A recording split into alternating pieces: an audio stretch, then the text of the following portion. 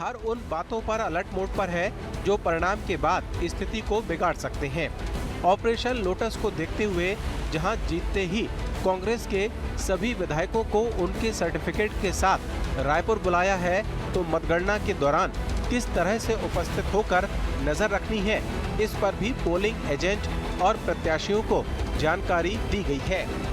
वहीं बीजेपी द्वारा आगामी रणनीति को लेकर कांग्रेस संचार विभाग अध्यक्ष सुशील आनंद शुक्ला ने कहा, भाजपा मुगालते पालकर बैठी है कि वो सरकार बनाने जा रही है।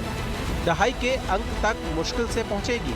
कोई भी रणनीति बना ले, सब धरी की धरी रह जाएगी।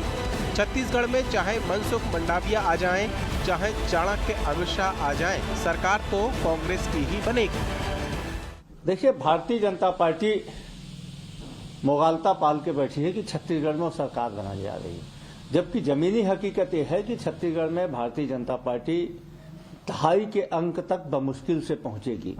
कोई भी रणनीति बना ले, कुछ भी कर लें, भारतीय जनता पार्टी के सिर्फ उतने ही विधायक जीत रहे हैं जितना कि सरकार बनाने के लिए उन्हें उसके दुगने तिगने की और जरूरत होगी। तो ऐसे में उनकी सारी रणनीति धरी की धरी रह जाने वाली है। मनसुख मंडाविया जी आ जाएं या फिर उनके चाणक्य अमित शाह आ जाएं, छत्तीसगढ़ की जनता ने कांग्रेस को 3/4 बहुमत के हिसाब से मतदान किया है और देखिएगा अब 3 तारीख को यह दिखेगा।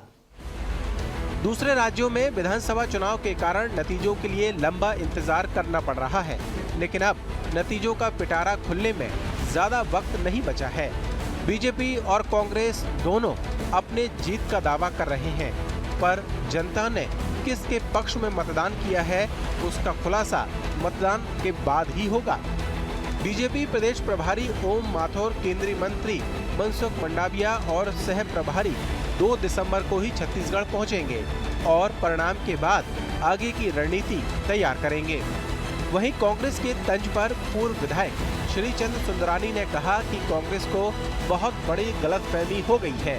बीजेपी 3 दिसंबर के बाद शपथ के लिए तैयारी कर रही है। केंद्रीय नेता चर्चा करने आ रहे हैं, सारी जिम्मेदारी संभालेंगे। 3 महीने से लगभग मंडाविया जी और माथुर जी डोर टू डोर गए हैं और खुशी मनाने का अवसर आया तो वह आए भी ना क्या छत्तीसगढ़ में। कांग्रेस को इसमें भी दर्द होने लगा है। हम सरकार बनाने जा रहे हैं, सरकार 2/3 बहुमत से सरकार बनेगी, शपथ ग्रहण लेगा हमारा मुख्यमंत्री। रणनीति को लेकर छिड़ी जंग और बयानबाजी तो चलती रहेगी। दोनों दल के वरिष्ठ नेता ने जिम्मेदारी भी सौंपी है। परिणाम के बाद किस तरह से नेता लोगों के बीच जाएंगे और सरकार किसकी बनेगी, ये तो समय ही बताएगा। Bureau report, BSTV।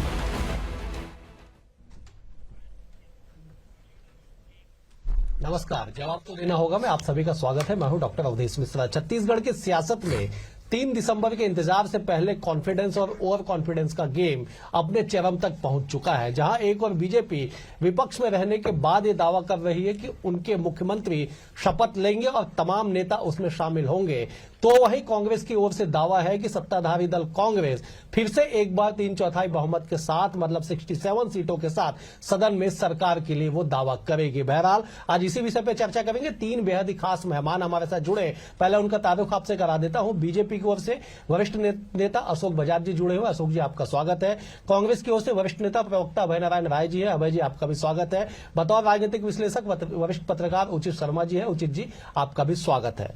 मैं चर्चा की शुरुआत उचित जी आपसे करना चाहता हूं कि अगर कॉन्फिडेंस और ओवर कॉन्फिडेंस के बीच की महीन लकीर को हटा दिया जाए तो धरातल की स्थिति क्या कुछ आपको नजर आती है, जिसके आधार पर बीजेपी और कांग्रेस दोनों इस बात का दावा कर रही है कि वो सरकार में पूर्ण बहुमत के साथ आ रही है?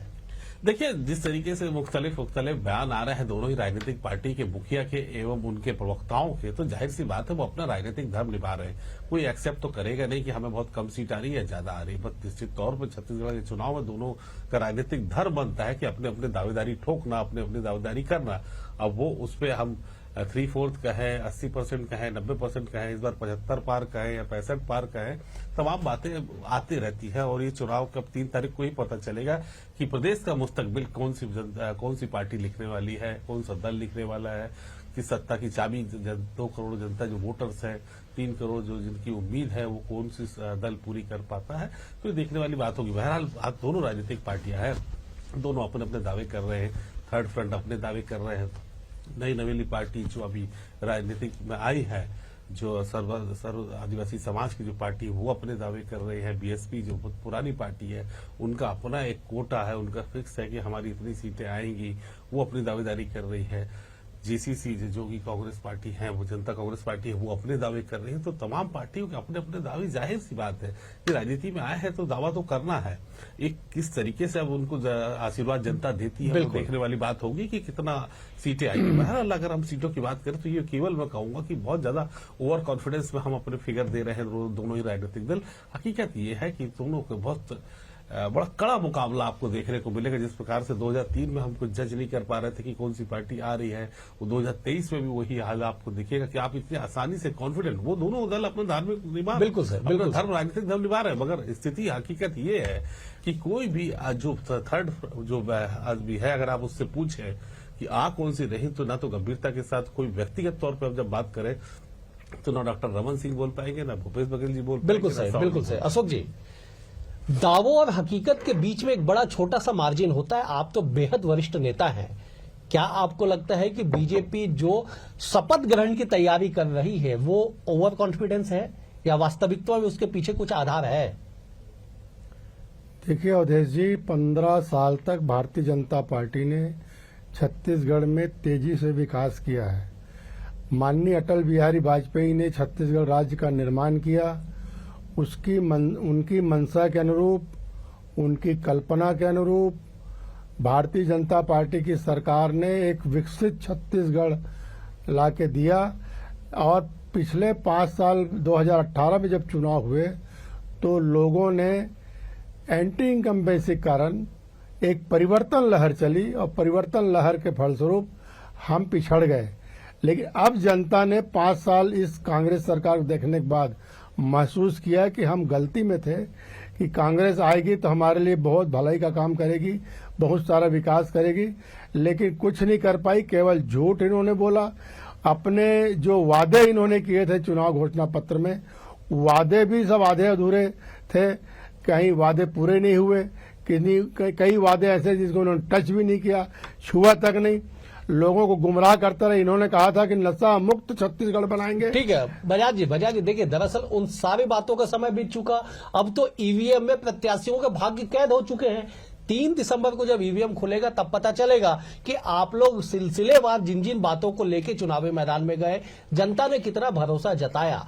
लेकिन मेरा मूल सवाल फिर से वही है कि आप जो शपथ ग्रहण की तैयारी कर रहे हैं, क्या वो ओवर कॉन्फिडेंस है या कॉन्फिडेंस के साथ आप कह रहे हैं? मैं वही कह रहा हूं अवधेश जी कि हम ओवर कॉन्फिडेंस में बिल्कुल नहीं है। 5 साल लोगों ने जो पिछली बार जो भ्रमित होकर अपना मतदान कांग्रेस के पक्ष में दे दिया था, उसको लोगों ने सुधारा है। ठीक है। और हमें जो फीडबैक मिल रहा है गांव-गांव से और बूथ के कार्यकर्ताओं से और जनता से जो फीडबैक मिल रहा है, विभिन्न एजेंसियों से जो फीडबैक मिल रहा है, वो भारतीय जनता पार्टी के पक्ष में है। और स्पष्ट रूप से हम कह सकते हैं कि भारतीय जनता पार्टी स्पष्ट बहुमत के साथ। ठीक है, मैं अभय जी का रुख कर लेता हूं। अभय जी, बीजेपी तो शपथ ग्रहण की तैयारी कर रही है साहब, आप क्या कर रहे हैं जरा आप भी बता दीजिए। आपके पार्टी के नेता कहते हैं कि अब की बार 75 पार, लेकिन शपथ ग्रहण की तैयारी बीजेपी कर रही है।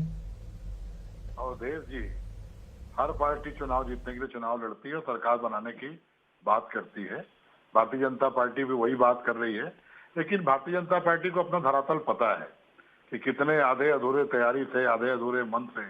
और जब छत्तीसगढ़ के पूरे नेता फेल हो गए, छत्तीसगढ़ में कोई आधार बचा नहीं, 4.5 साल तक विपक्ष रूप में कहीं पता नहीं था, तो हाईकमान अमित शाह और नरेंद्र मोदी का यहाँ आगमन हुआ। चाहे मनसुख मंडाविया जी लाए गए, ओम माथुर जी लाए गए, नितिन नवीन जी लाए गए, तमाम प्रकार के लोग यहाँ आए और आकर उस बच्चे को जो फेल हो चुका था, वो फेल बच्चा जो पूरा परीक्षा देने की तैयारी कर रहा था और उसके बाद पढ़ाई नहीं कर रहा था, उसको पढ़ाने का काम जीरो से स्टार्ट किया। कांग्रेस कॉन्फिडेंस में इसलिए है कि 2018 में हम जिन घोषणा पत्रों की बातों को लेकर सरकार में आए, हमने 5 साल में जो कहा वो किया, जो उसने नहीं कहा था उसको भी किया। जरूर कुछ बातें रह गई जो हम नहीं कर पाए, लेकिन जनता हमें फिर मौका देगी कि वो बातें भी हम पूरी करेंगे। और फिर हमने घोषणा पत्र लाया है। हमारे घोषणा पत्र पे लोगों को भरोसा है, क्योंकि 15 साल तक इन लोगों ने उन तमाम बातों को, धान की कीमत देंगे नहीं दिए, बोनस देंगे नहीं दिए, महिलाओं के उत्थान होगा नहीं हुआ, और केवल कमीशन खोरी भ्रष्टाचार की सरकार चलती रही। बड़े बड़े प्रोजेक्ट लाते रहे, चाहे बिलासपुर का सीवरेज ले ले या आपके यहाँ एक आसमान पे चढ़ने का मार्ग बनाया था रायपुर में, उसको ले ले, तो जनता समझ गई थी कि आसमानी बातें करने वाले लोग हैं। छत्तीसगढ़ियावाद, छत्तीसगढ़िया की संस्कृति, ठीक है अभय जी, छत्तीसगढ़िया से प्यार मोहब्बत बिल्कुल करने वाली अभय जी, सरकार मेरा आई मूल सवाल और फिर वो से आपसे सरकार- वही है अभय जी, बिल्कुल तो हम ठीक है अभय जी, मेरा मूल सवाल फिर से आपसे वही है कि आप जो दावा कर रहे हैं, ठीक है, आपने जो तमाम बातें गिनाए कि आपने जो नहीं कहा वो भी आपने कर दिया, लेकिन फिर से जो मैं कॉन्फिडेंस और ओवर कॉन्फिडेंस की जो बात कर रहा हूं कि ये क्या ओवर कॉन्फिडेंस नहीं है कि कांग्रेस दावा कर रही है कि बीजेपी दहाई का आंकड़ा नहीं छू पाएगी? देखिए, इसलिए ये दावा हो रहा है, ये ओवर कॉन्फिडेंस नहीं है। हम बहुत कॉन्फिडेंस से ये बात कह रहे हैं क्योंकि ये मैदान में थे ही नहीं। हमने देखा है इनके प्रत्याशियों को कि कितने अधूरे मन से वो मैदान में उतारे गए या उतरे। तो हमारा दावा बिल्कुल वहां पे सही है कि इस बार भी 18 का रिजल्ट दोहराया जाएगा और ये जो 14 थे उससे भी घटेंगे। वही चेहरे जिनके कारण जनता ने नकारा था, वही चेहरे फिर ठीक है। दिखाई दिए, तो जनता इनसे नाराज हुई है। ठीक है, मैं उचित जी का रुख कर लेता हूं। उचित जी, दरअसल बड़ा कंफ्यूजन हो जाता है, बड़ी विपरीत स्थिति एक विश्लेषक के सामने हो जाता है। आप बतौर विश्लेषक है कि अगर बीजेपी कहती है कि हम शपथ ग्रहण की तैयारी कर रहे हैं और कांग्रेस दावा करती है कि बीजेपी तो साहब 10 सीट मतलब दहाई के आंकड़े तक नहीं पहुंच पाती है। देखिए, किसी भी राजनीतिक पार्टी को आप अंडर वैल्यूएट नहीं कर सकते, उनकी विचारधारा को आप अंडर वैल्यूएट नहीं कर सकते। आप किसी भी राजनीतिक दल के अपने अपने वोट रहते हैं, अपने अपने शेयर रहते हैं। आप देखिए कि 2003 से लेके 2023 तक के सभी चुनाव को आप देखिए तो मूल जो परसेंटेज है, अगर वोटर परसेंटेज देखें आप डॉक्टर अवधेश, तो 84% जो है वो दोनों ही राजनीतिक दलों में बढ़ते हैं, और वो भाजपा के हों या कांग्रेस में हो। कभी 40 ये तो कभी 44 वो, कभी 38 ये तो कभी 48 वो।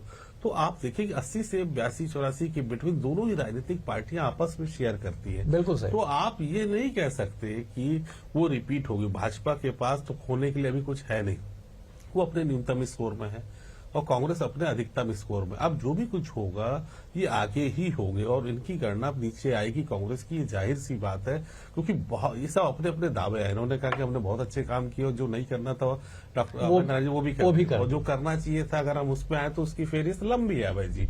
वहीं पे जो बजाज जी कह रहे थे कि भाई हम जो जनता जनार्दन का विश्वास होगा तो हम उसको तवज्जो देंगे या हमको आशीर्वाद मिलेगा। उन्होंने गलती हुई तो एक गलती तो मध्य प्रदेश में भी हुई थी, फिर आपने वहां आ गए तो आपने आशीर्वाद जबरदस्ती भी ले लिया है। तो ये भी आरोप आप पे है कि आशीर्वाद आपको मिला नहीं था, फिर भी आपने आशीर्वाद ले लिया।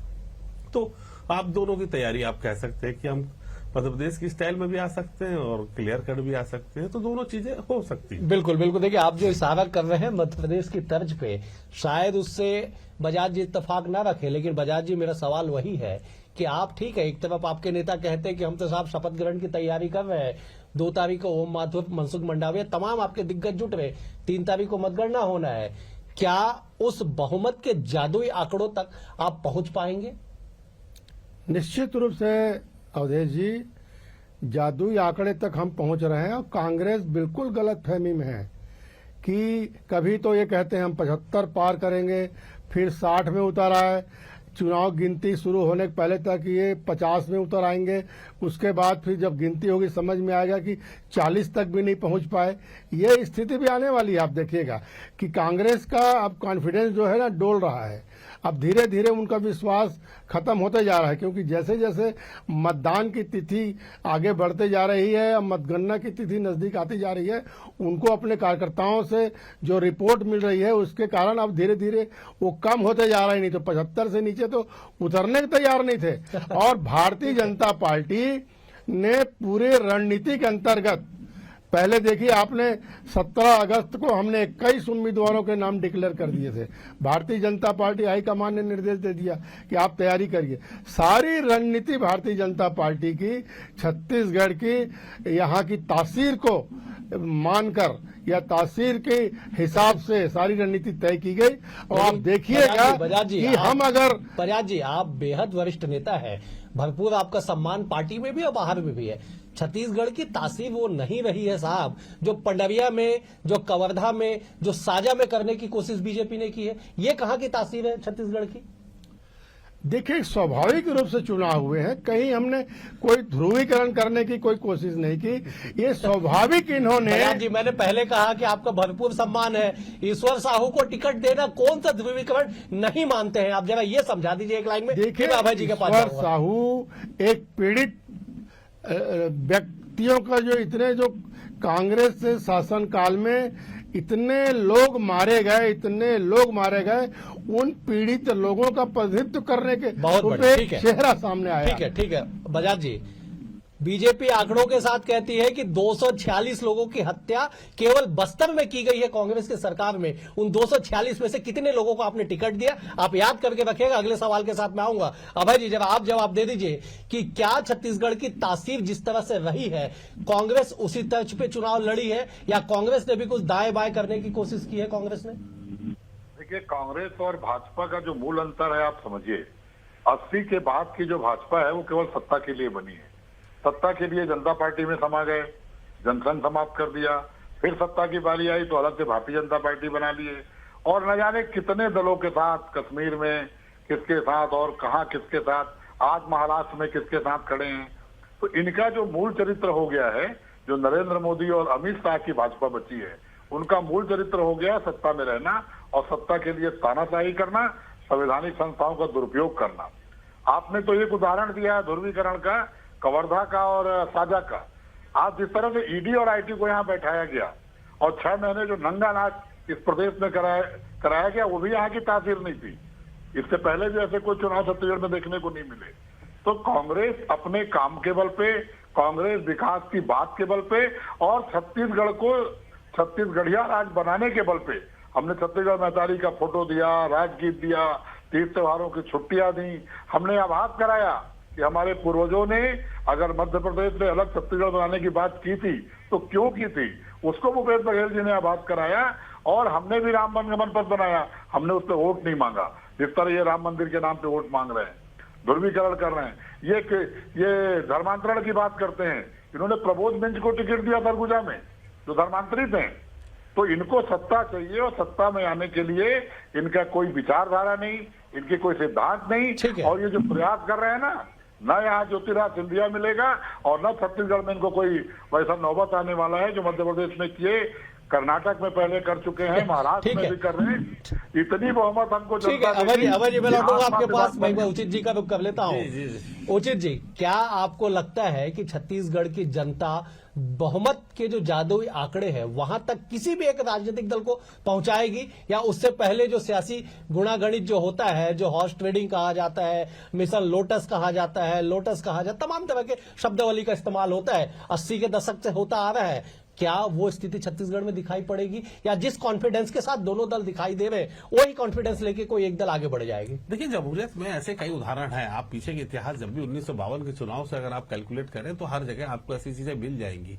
मगर छत्तीसगढ़ में भी आप देखें 2000 में जो हुआ, हालांकि वो सत्ता बनाने के लिए नहीं थी, अगर आप इसको लोटस कहें या दल बदल करें, जो भी करें, 2000 में भी हुआ था। बिल्कुल 14 तरुण चटर्जी के नेतृत्व में भी आया था, हालांकि वो सत्ता पाने के लिए नहीं थे।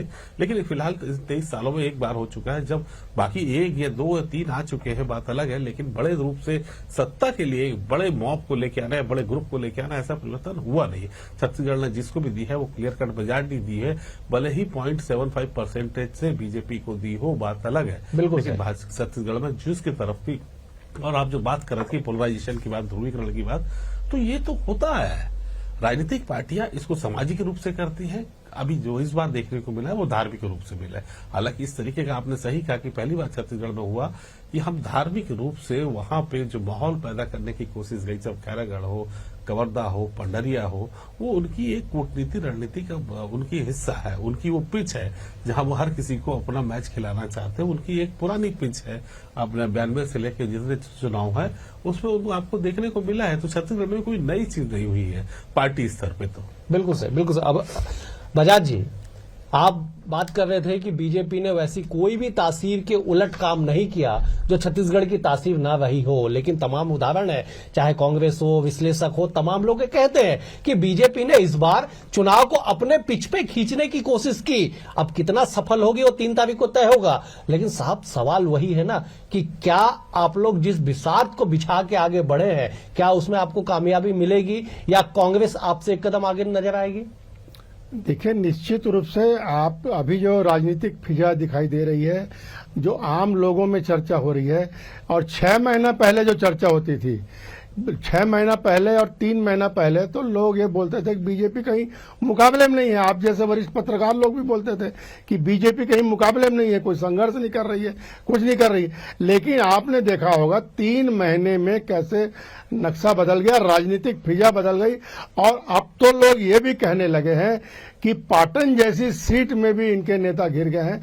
अगर ये बात भी सामने आ रही है, इसका मतलब ये है कि भारतीय जनता पार्टी के पक्ष में लहर चल रही है, या तो आप ये कह सकते हैं कि सत्ता विरोधी लहर खूब चली है, अंडर करंट जो है ठीक है, कांग्रेस के खिलाफ है। बजाज जी, लोग तो ये भी कह रहे हैं कि डॉक्टर साहब राजनांदगांव में गिर गए, इसे किस रूप में आप देखेंगे, इसका जवाब दे दीजिएगा। अभय जी, ये जो कहा जा रहा है कि मुख्यमंत्री पाटन में गिर गए, इनके 5-6 मंत्री चुनाव हार रहे हैं, क्या ये केवल हवाबाजी है या राजनीति में इसको स्वीकार करना पड़ेगा आप लोगों को मतगणना से पहले? ये विजय बघेल एक ऐसे उम्मीदवार थे जो उम्मीदवार बनते ही चुनाव हार गए थे। पूरा प्रदेश जानता था कि पाटन में क्या रिजल्ट आएगा, लेकिन भारतीय जनता पार्टी को घर से घर लड़ाना था और कोई इनके उम्मीदवार वहां टिकट मांग नहीं रहा था, उन्होंने विजय बघेल को उतारा। तो पाटन की तो हम बात ही नहीं करते हैं। रमन सिंह जी, बृजमोहन जी और अमर अग्रवाल जी जीत रहे हैं क्या? अजय चंद्राकर जीत रहे हैं क्या? प्रेम प्रकाश पांडे जी जीत रहे हैं क्या?